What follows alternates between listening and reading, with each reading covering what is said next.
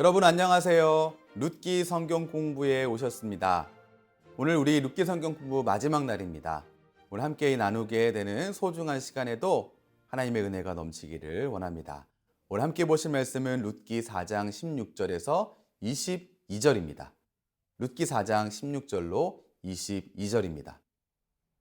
나오미가 아기를 받아 품에 품고 그의 양육자가 되니 그의 이웃 여인들이 그에게 이름을 지어주되 나오미에게 아들이 태어났다 하여 그의 이름을 오벳이라 하였는데 그는 다윗의 아버지인 이새의 아버지였더라. 베레스의 계보는 이러하니라.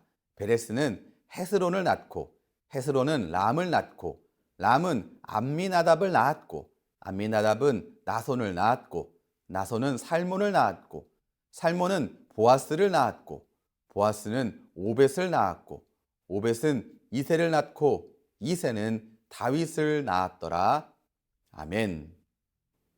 여러분, 지난주에 우리가 함께 나누었던 내용이 룻기 이야기의 결말이다라고 말씀드렸습니다.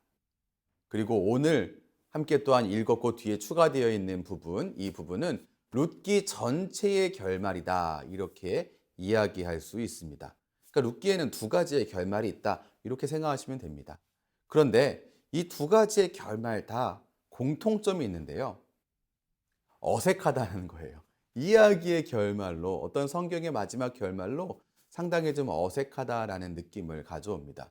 17절로 끝나는 이야기의 결말이 어색한 건 이웃 여인들이 아이의 이름을 지었다라고 하는 그 어색함이고요. 또한 그 이름을 오벳이라고 지었다라고 하는 데서 찾아볼 수 있습니다. 족보로 맞춰지는 것도 상당히 어색하잖아요. 마태복음이 족보로 시작하는데 그거 어떠셨어요? 어색했잖아요. 동일하게 족보로 끝나는 룻기도 어색함을 가져옵니다. 그런데 만약에 이 룻기가 장로들과 백성들의 축복으로 마쳤다라고 한다면 이건 해피엔딩이잖아요. 어색하지 않았을 것 같아요.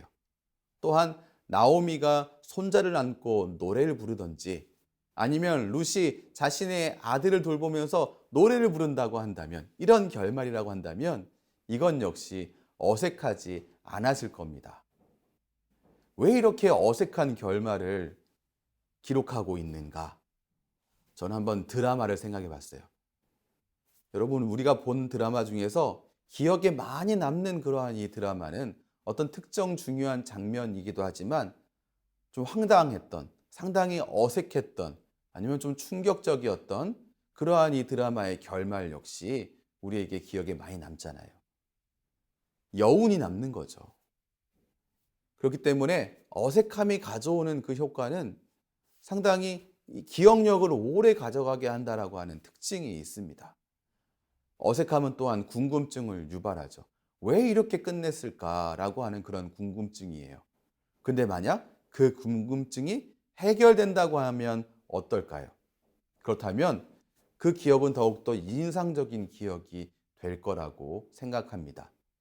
오늘 함께 공부할 내용은 바로 그겁니다. 왜 룻기의 기록자는 룻기를 이렇게 어색하게 끝내고 있는가?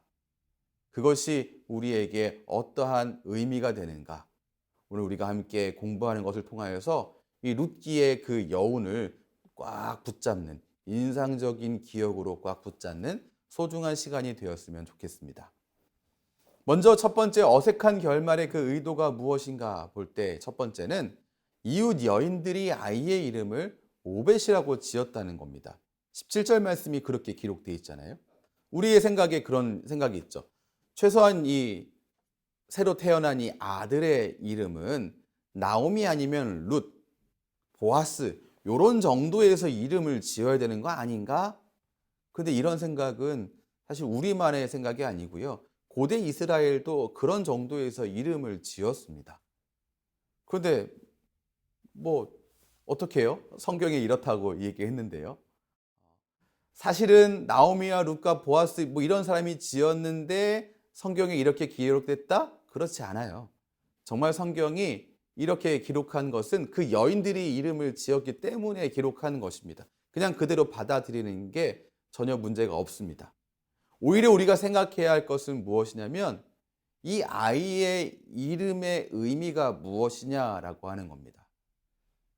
이스라엘 백성들의 이름, 성경에 등장하는 그 이름들은 그냥 단지 이름이 아니고요. 하나님께서 이 사람의 인생을 어떻게 끌어가시는가를 알려주는 또 다른 어떠한 그 사인이 됩니다. 그런데 이 오벳의 이름은 무엇이냐면, 그 이름의 뜻이 무엇이냐면 종이라고 하는 뜻이에요. 경배자라고 하는 뜻이에요.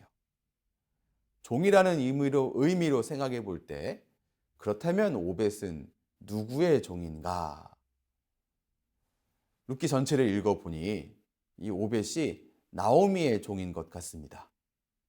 나오미의 기업을 무르고 나오미의 노년을 봉양하고 또한 나오미의 삶을 회복시키는 아이가 다름 아닌 오벳이기 때문에 그렇습니다. 그렇기 때문에 나오미에게 속했다는 의미에서 오벳은 나오미의 종이라고 말할 만합니다. 그렇다면 오벳은 나오미의 종만인가? 또한 여호와의 종입니다. 17절 하반절 보시면 그는 다윗의 아버지인 이새의 아버지였더라 라고 말씀 기록하고 있죠. 오벳은 단지 한 가정의 대를 이어주는 그러한 사람이 아니고요. 이스라엘의 국가적인 역사 안에서 중요한 연결고리를 담당하는 인물이었습니다. 더군다나 사사시대의 어떤 피폐해졌던 이스라엘의 이 공동체의 삶이 어떻게 다윗 시대에 이르러서 풍요롭게 되었는지, 이거 오벳이 없었으면 보여줄 수 없는 거예요. 사사시대와 다윗 시대를 이어주는 사람이 바로 오벳입니다. 그러니까 이 오벳은 또한 여호와의 종인 거죠. 마치 우리에게는 두 가지의 선택지가 있는 것 같습니다. 둘 중에 하나. 그렇지 않습니다. 오벳은 나오미의 종인 동시에 여호와의 종입니다. 이 오벳이 나오미의 종인 동시에 여호와의 종이다라고 하는 것이 우리에게 말해주는 것이 있습니다. 그것은 우리가 이 시대의 오벳과 같다는 것입니다.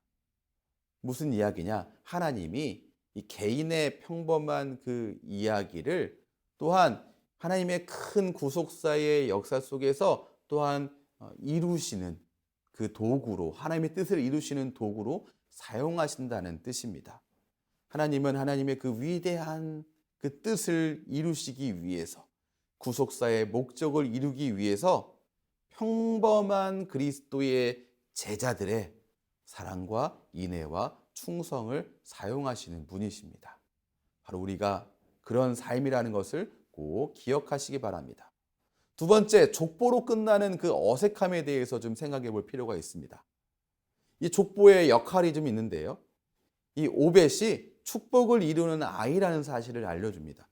4장 12절 하반절을 보면 내 집이 다말이 유다에게 낳아준 베레스의 집과 같게 하시기를 원하노라 이렇게 기록되어 있는데요. 베레스하고 오벳이 가지고 있는 유사점이 있습니다.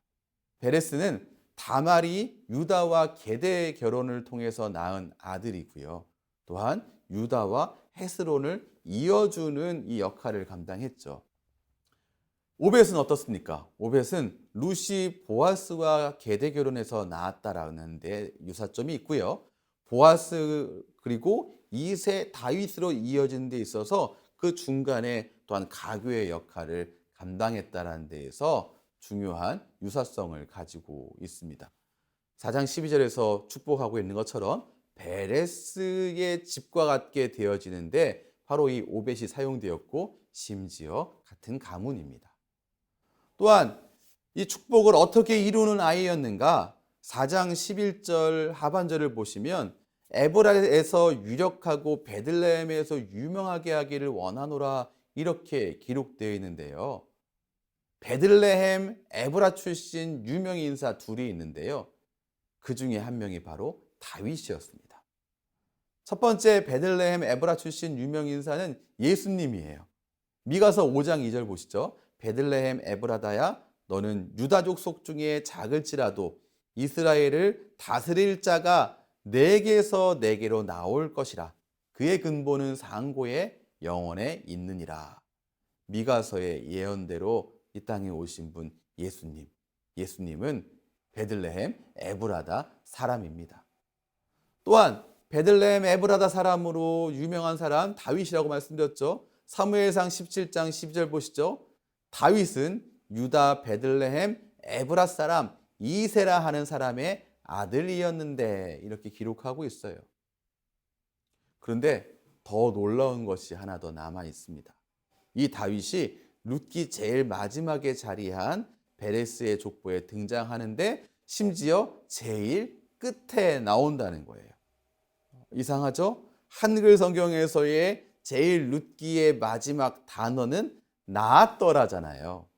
그런데 히브리어 성경에서 제일 마지막 단어는 다윗입니다. 히브리어 성경으로서 룻기를 읽었던 그러한 이 이스라엘의 독자들, 이들은 제일 마지막 단어 다윗 이걸로 끝나는 룻기를 보면서 어떠한 마음을 얻었을까요? 우리처럼 어색한 결말이 아니고요. 이게 쿵 하고 마음에 이렇게 강한 여운, 또한 강한 어떤 임팩트, 이것이 분명히 그들에게 있었을 것입니다.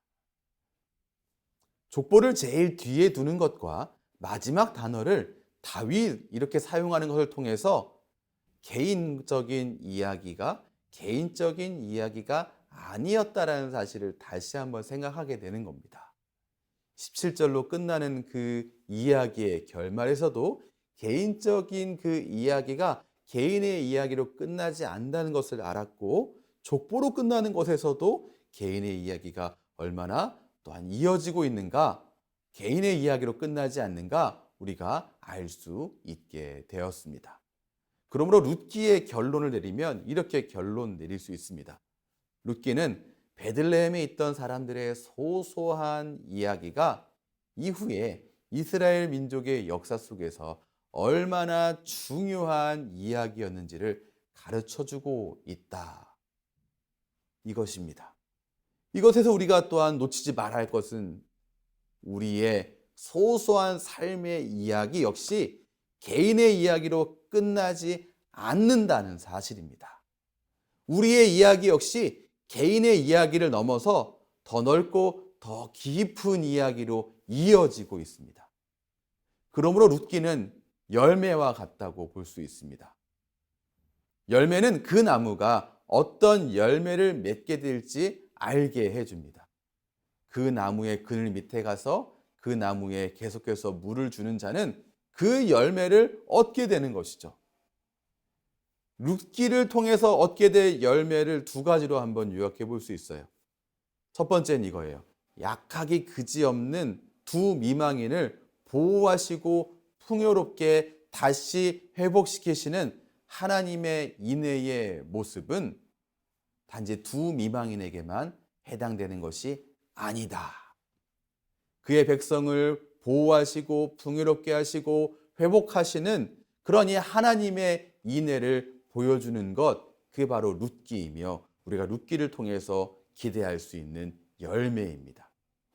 두 번째는 자신의 삶을 어려운 친족의 삶에 아낌없이 내어준 보아스의 삶을 통해서 우리가 알 수 있는 열매입니다.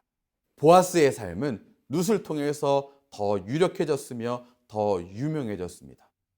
보아스의 길을 따르는 이들이 맺게 될 열매가 과연 어떤 것이겠습니까? 같은 열매이죠. 룻의 삶과 보아스의 삶을 따르는 것은 룻과 보아스 그리고 나오미가 얻었던 그 나무 아래 가서, 그 나무의 그늘 아래 가서 그 나무에 물을 주는 것과 동일합니다. 사랑하는 성도 여러분, 개인의 이야기는 나로부터 시작되는 작은 이야기입니다. 그러나 이 이야기는 거기서 끝나는 이야기가 아닙니다.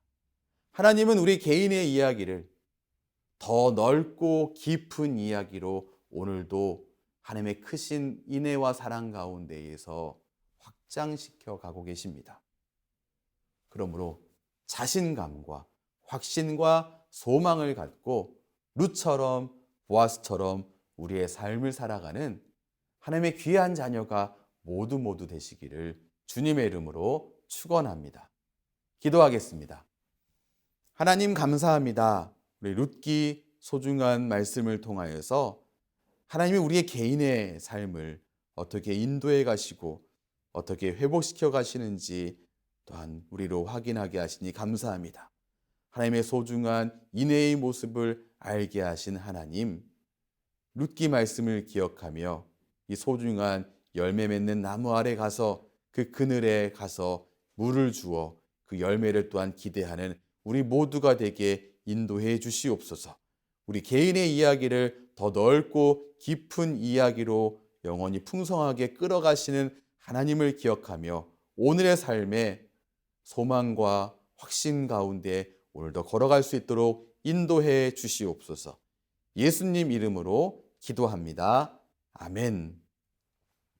우리 주 예수 그리스도의 크신 은혜와 하나님 아버지의 무한하신 사랑과 성령 하나님의 감화교통 인도하심이 오늘도 주님을 의지하여 나아가는 하나님의 귀한 자녀의 모든 삶 가운데에 때마다 일마다 충만하게 넘치시기를 축원하옵나이다.